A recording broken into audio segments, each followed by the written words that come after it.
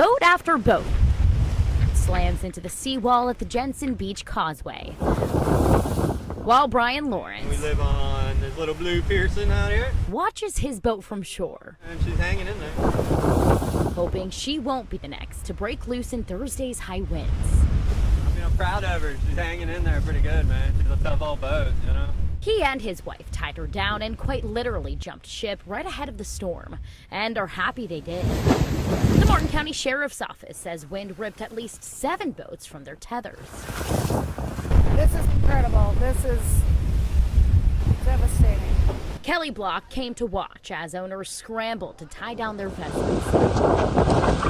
A torn-off chunk of dock now pummeling the catamaran behind her and prying up these wooden planks.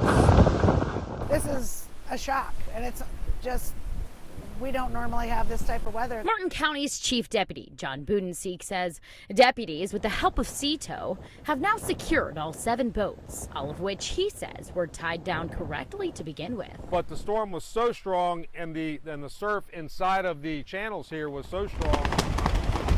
Wind so strong, Budenseek says deputies had to rescue one man living on a houseboat. Because of the storm and the vessel flipping back and forth, fell and was injured pretty significantly. And that's why Brian A lot of people are going to be pretty devastated today.